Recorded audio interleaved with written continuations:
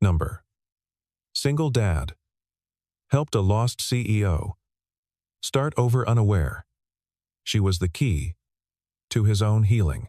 At 2 in the morning on a frozen city street, Carter Ellamy, a single father working 2 jobs to keep his daughter fed, nearly hit a woman wandering through traffic. She was trembling, disoriented, unable to remember her own name, clutching nothing but a broken necklace. Carter brought her home because he couldn't leave her there. He didn't know that the woman he called Amanda was actually a missing CEO from a mysterious accident, and that saving her would unlock his own healing. The night had teeth. Wind carved through the empty streets of the industrial district, rattling chain-link fences and scattering trash across cracked pavement. Carter's delivery van groaned as he shifted gears, his hands calloused and steady on the wheel. He was 38 years old, with a face that had learned too much about loss and a heart that refused to harden completely. His second shift had just ended.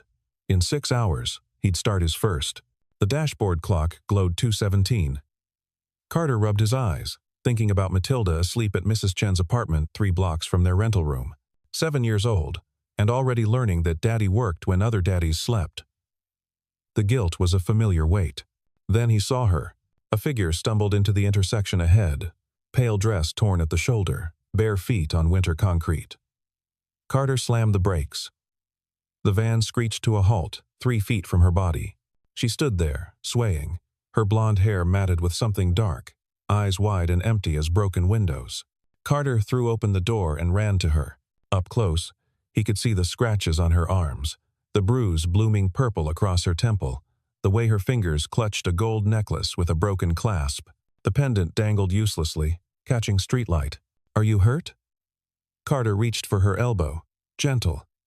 "Can you tell me your name?" She stared at him like he was speaking a foreign language. Her lips moved, shaping words that wouldn't come. Finally, in a voice so small it almost disappeared into the wind, she whispered, "Please don't leave me." Carter looked around. The street was empty. No car, no phone, no wallet, no ID. Just a woman who looked like she'd crawled out of a nightmare and couldn't find her way back to reality. The temperature was dropping. He could see his breath. He could see hers. "Okay," Carter said, making a decision that would reshape everything. "Okay. Come with me." She followed him to the van like a ghost learning to walk. Carter helped her into the passenger seat, wrapped his work jacket around her shoulders, and drove them both toward the only shelter he could offer. Carter Ellamy had been alone for 4 years. His wife, Sarah, died when a drunk driver ran a red light on an ordinary Tuesday afternoon.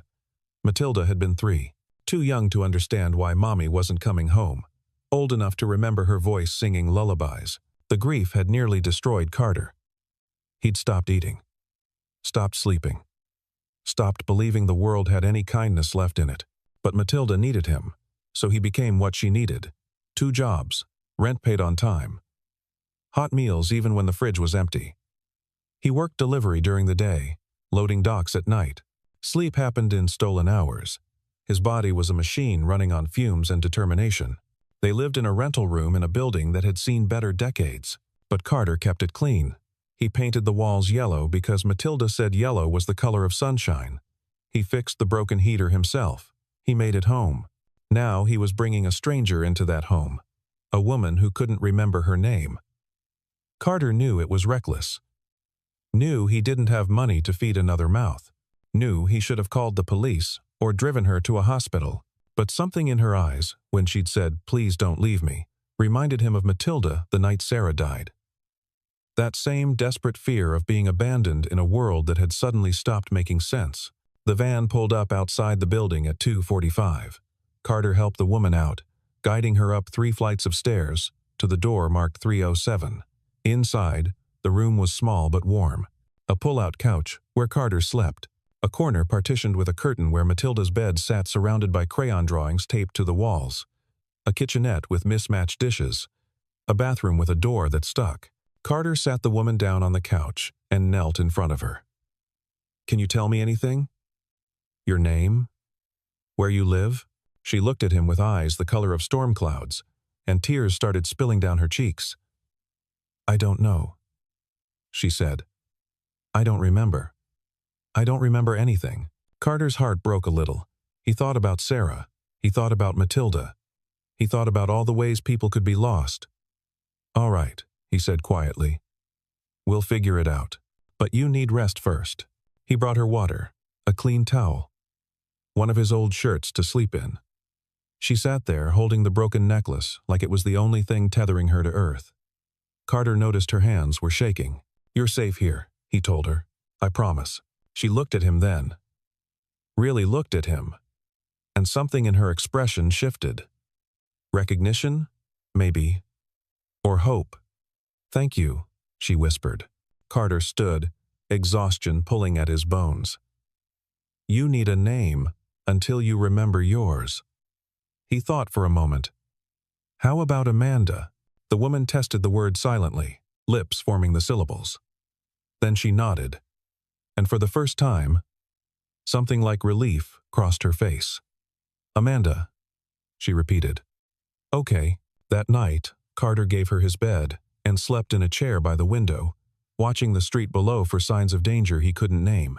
Amanda cried in her sleep. Carter stayed awake.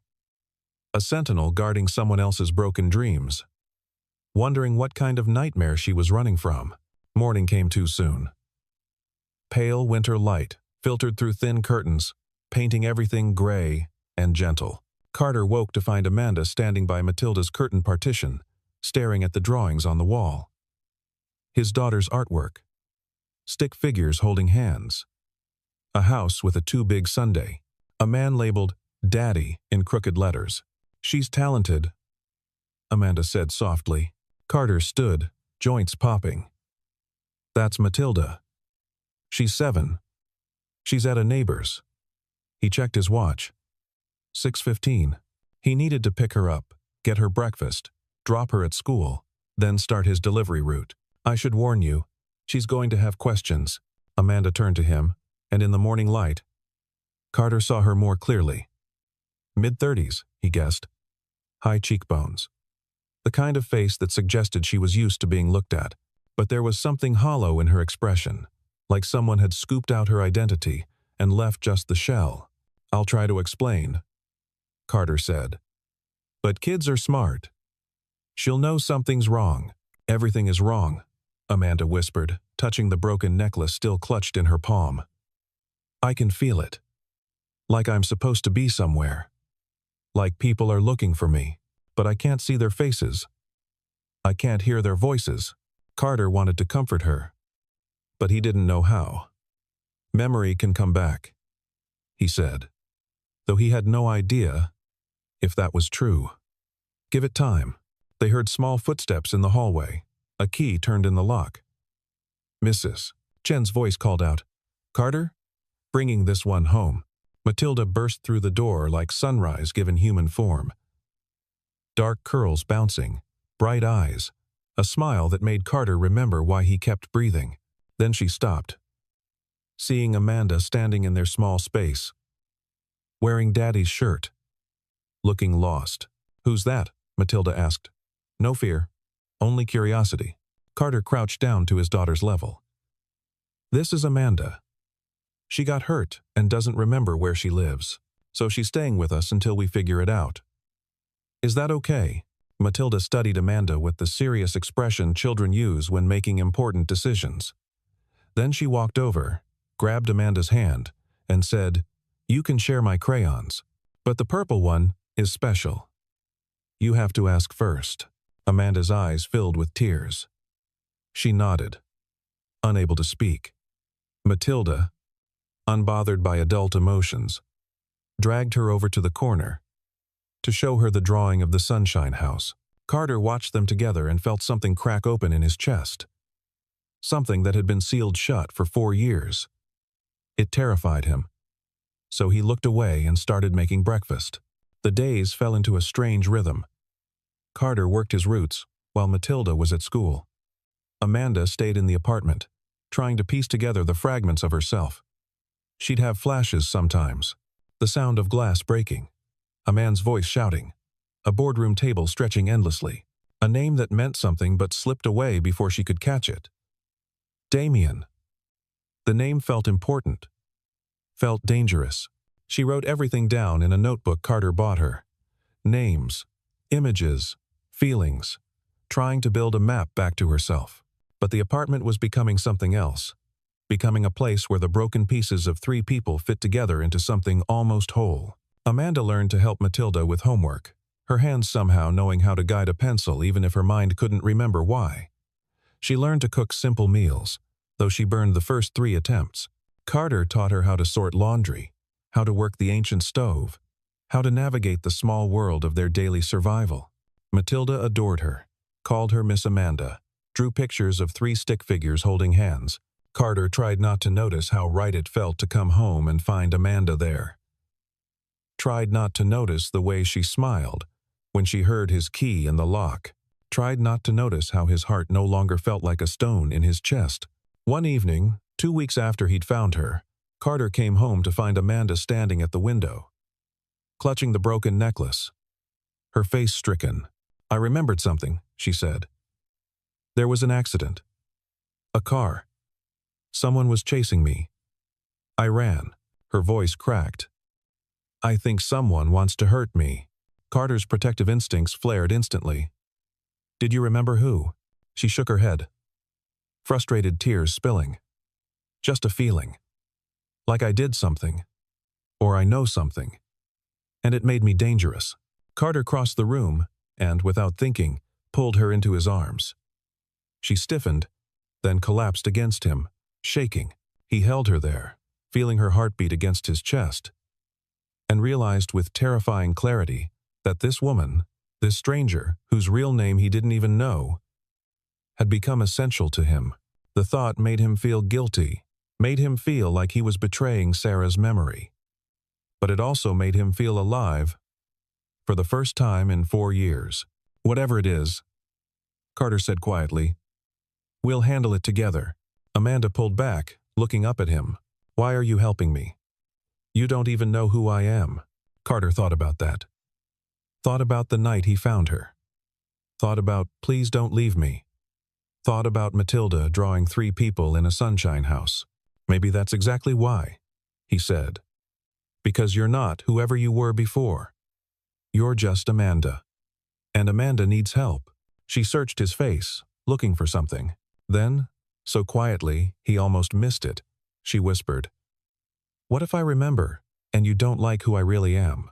Carter didn't have an answer for that, so he just held her hand and hoped it was enough.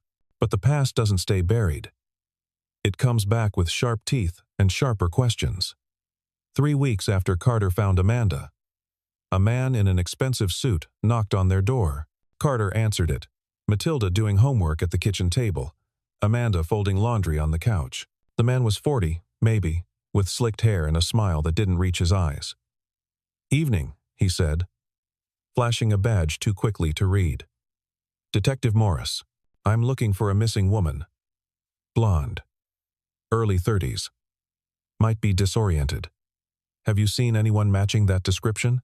Every instinct Carter had learned in his years as a soldier before Matilda was born screamed that something was wrong. The badge was wrong. The body language was wrong. The way the man's eyes flicked past Carter to scan the room was wrong. "No," Carter said, blocking the doorway. "Haven't seen anyone like that." The man's smile widened, showing too many teeth. "That's funny. Because I have a witness who saw you pick up a woman in this area 3 weeks ago. Middle of the night." Carter's pulse quickened, but his face stayed calm. "Picked up my girlfriend." "Is that a crime?" "Girlfriend." The man's eyes found Amanda on the couch. She'd gone very still, her face pale. "That her?" "I'm going to need to see that badge again," Carter said. Slowly this time. The man's hand moved toward his jacket. Carter's body remembered training. He grabbed the man's wrist, twisted, had him against the wall in 2 seconds flat. The badge fell. It was fake, printed on cardboard. "Daddy?" Matilda's small voice cut through the tension. Carter released the man, stepping back but staying between him and his family. His family. When had he started thinking of them that way? "Get out," Carter said quietly. "Now." The man straightened his jacket, that awful smile still in place. "You don't know what you're protecting," he said. Or who's going to come for her next? He looked at Amanda. Tell him, Adelaide. Tell him what you did, what you know. Amanda stood, the broken necklace falling from her hands. Her face had gone sheet white. Adelaide, she whispered. The name hit her like a physical blow. My name is Adelaide. The man laughed. See? It's all coming back. So's your memory of what you stole from Damien Archer. He wants it back, sweetheart. And he's not going to ask nicely. Carter moved fast, phone in hand. I'm calling the real police. The man held up his hands, backing toward the door. Go ahead. But know this. Damien always gets what he wants.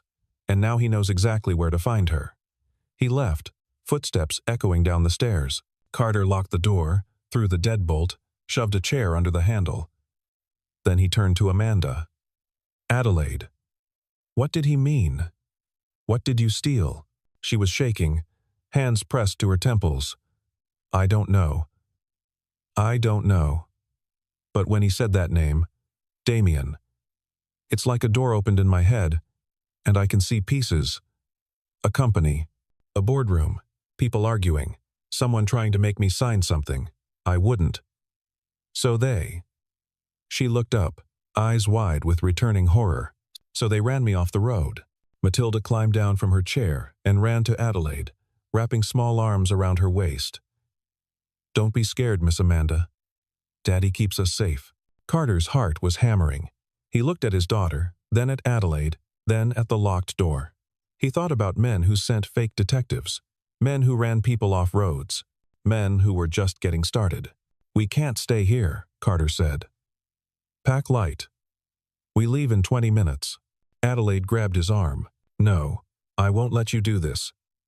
You and Matilda shouldn't be in danger because of me. Carter met her eyes, saw the fear there, saw the guilt. Saw something else, too. Something that made his decision absolute. You said you don't remember who you were before, he said quietly, but I know who you are now. You're someone who reads bedtime stories to my daughter. Someone who burns pancakes and laughs about it. Someone who makes this apartment feel like a home. He touched her face, gentle. Nobody is going to hurt you while I'm breathing. Nobody. Adelaide's eyes filled with tears.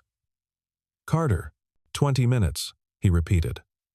Then he started throwing essentials into a duffel bag, his mind already 3 steps ahead, planning routes and safe houses, and all the ways to keep his family alive, because that's what they were now. His family. And Carter Ellamy had already lost one family to violence. He'd die before he lost another. The old van ate highway miles in the darkness. Carter drove, jaw tight, checking mirrors obsessively. Adelaide sat beside him, Matilda asleep in her lap. Small hands clutching the woman's shirt even in dreams. The girl had been scared when they left, but trusted her father absolutely. Carter's heart ached looking at them. Where are we going? Adelaide asked quietly. Cabin upstate, Carter said. Used to take Sarah there before she died. It's remote. Off-grid. No one knows about it except me.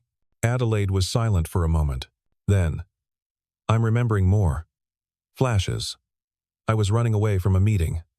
Damien Archer. He's my business partner. Was. He wanted me to sign over shares of the company. I refused. So She touched her temple where the bruise had faded. I remember the crash, airbag deploying, crawling out, walking for hours. Then, nothing until your headlights. Carter's hands tightened on the wheel. What company? Constance Innovations. I'm the CEO. Or, I was. Her laugh was bitter. I built that company from nothing. 10 years of my life. And Damien wants to steal it because I made it worth something. Carter processed this. The woman he'd been sharing his tiny apartment with was a CEO. Probably had more money in her bank account than he'd see in a lifetime.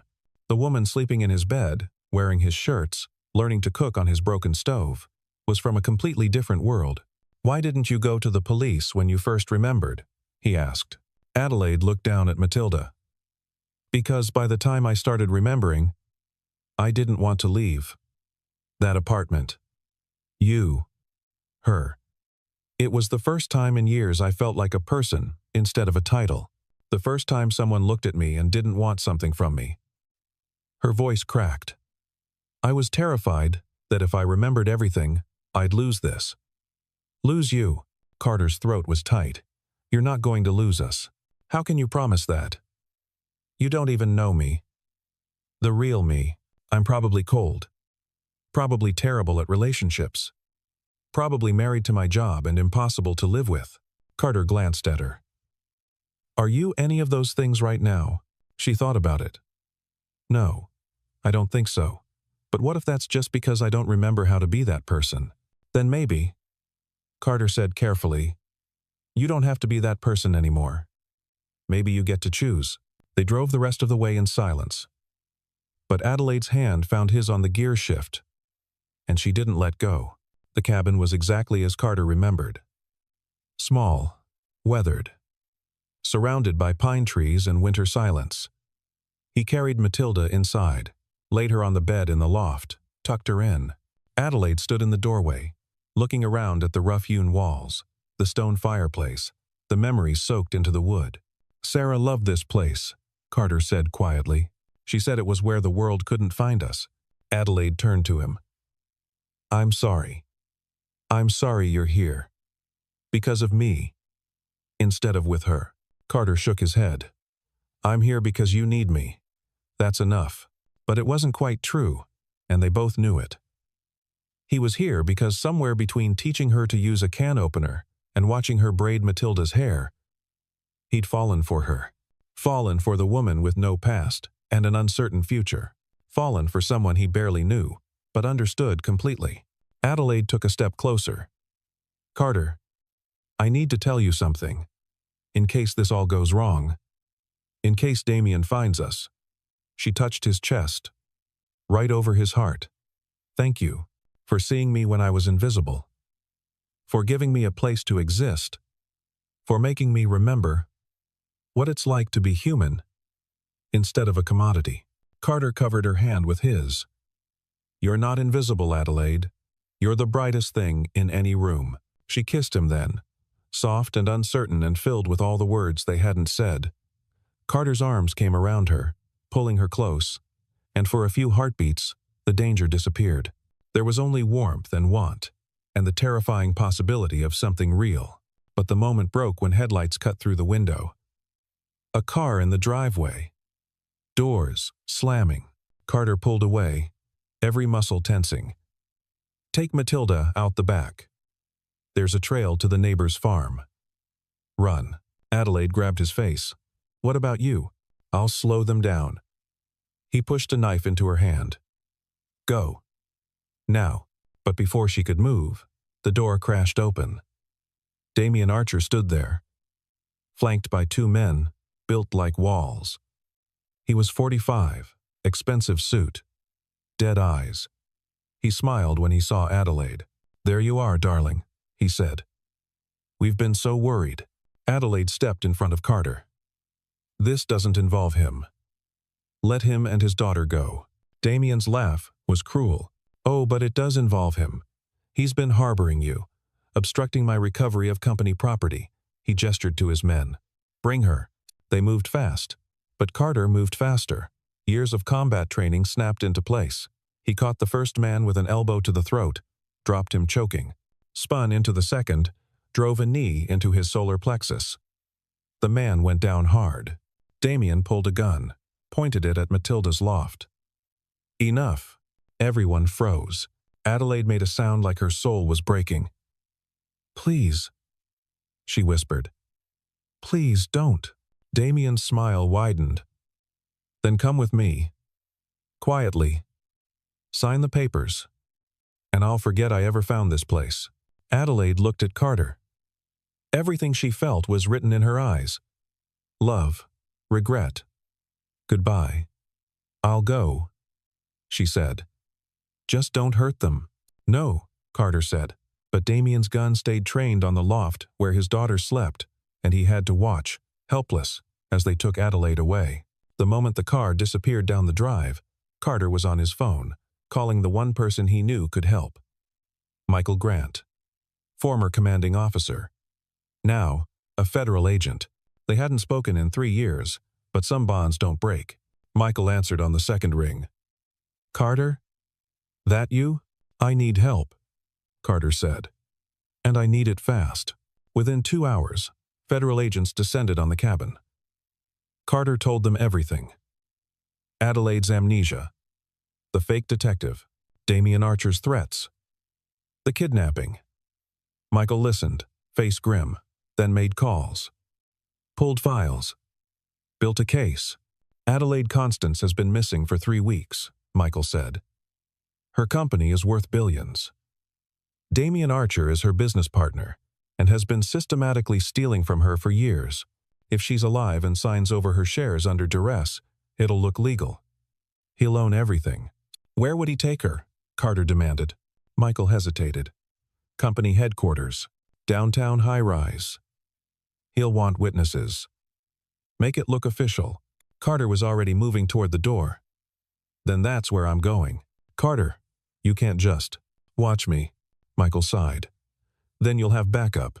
Give me 30 minutes. Carter looked up at the loft where Matilda was finally stirring. He needed to keep her safe. Needed to get Adelaide back. Needed to end this before someone else got hurt. He called Mrs. Chen, explained as much as he could, asked her to take Matilda somewhere secure. The older woman agreed without questions. "Bless her." Carter kissed his daughter's forehead. "I'll be back soon, baby, I promise." "Bring Miss Amanda home," Matilda said. "She's sad without us." Carter's throat closed. "I will. I promise." Then he drove into the city with the gas pedal pressed to the floor and murder in his heart. The Constance Innovations building was glass and steel, 70 stories of corporate power. Carter walked through the lobby in his work clothes, a man who didn't belong, and no one stopped him. Michael's people had disabled security cameras, given him a keycard, told him Adelaide was on the executive floor. Carter took the elevator up, watching the numbers climb. His heart beat steady despite the adrenaline. He'd done this before. Walked into danger to extract someone who needed extracting. The skills came back like muscle memory. The executive floor was all white marble and expensive art. Carter followed the sound of voices to a conference room. Through the glass wall, he could see Adelaide sitting at a massive table. Papers spread in front of her. Damian stood behind her, one hand on her shoulder, speaking to a man with a briefcase. Lawyers, witnesses, making it all legal. Adelaide's face was blank. Defeated. The woman who'd laughed at burned pancakes was gone. The CEO was back, trapped, broken. Carter didn't knock. He opened the door and walked in like he owned the place. Everyone turned. Damian's face went purple with rage. "Who the hell are you?" "I'm the man who's taking her home," Carter said calmly. Adelaide's head snapped up. "Carter?" Her voice cracked on his name. "You shouldn't be here. He'll hurt you. He can try." Carter looked at Damian. "But I should mention that federal agents are currently freezing your assets and pulling records of every illegal transfer you've made. They'll be here in about 3 minutes. You can wait for them, or you can run. Your choice." Damian's hand went to his jacket. Gun. Of course, he had a gun. But Carter was ready. He closed the distance, twisted Damian's wrist, had the weapon in his own hand before the lawyer could even scream. He emptied the magazine, tossed it aside, then grabbed Damian by his expensive collar. "You ran her off the road," Carter said softly. "You tried to steal everything she built. You threatened my daughter." His voice dropped lower. "Give me one reason. I shouldn't break every bone in your body." Carter. Adelaide's hand on his arm. "Don't. He's not worth it." Carter looked at her. Saw tears on her face. Saw hope and fear and love tangled together. He released Damian, let the man crumple to the floor, and pulled Adelaide into his arms. "I've got you," he whispered. "I've got you." She sobbed against his chest. "You came for me. Always." The elevator dinged. Federal agents poured out. Michael leading them. They cuffed Damian. Cuffed the lawyer. Read them their rights. It was over in minutes. Michael approached Carter and Adelaide. "We'll need your statements. Both of you. Adelaide nodded, not letting go of Carter's hand. Whatever you need. Michael smiled. For what it's worth, you two should probably figure out what happens next. Because every camera in this building just recorded the most dramatic rescue I've seen in 20 years. You're going to be all over the news. Carter looked at Adelaide. What do you want to happen next? She thought about the apartment. About Matilda's drawings. About learning to fold laundry. And burn pancakes. And be human again. She thought about the woman she'd been before the crash, and the woman she'd become after. Then she looked at Carter, and knew exactly what she wanted. I want to go home, she said. To the place with yellow walls and crayon art. To the man who saw me when I couldn't see myself. To the little girl who shared her purple crayon. Her voice steadied. I want to choose the life I built with you, instead of the one I had before. Carter's eyes were bright. You sure? You're a CEO, a billionaire, probably. You could have anything. I am sure, Adelaide said. Because having everything means nothing if you're alone. And with you and Matilda, I have everything that matters. He kissed her then, in front of federal agents and lawyers, and the ruins of her old life. Kissed her like a promise, like a beginning. 6 months later, the trial was over. Damien Archer went to prison for fraud, embezzlement, and attempted murder.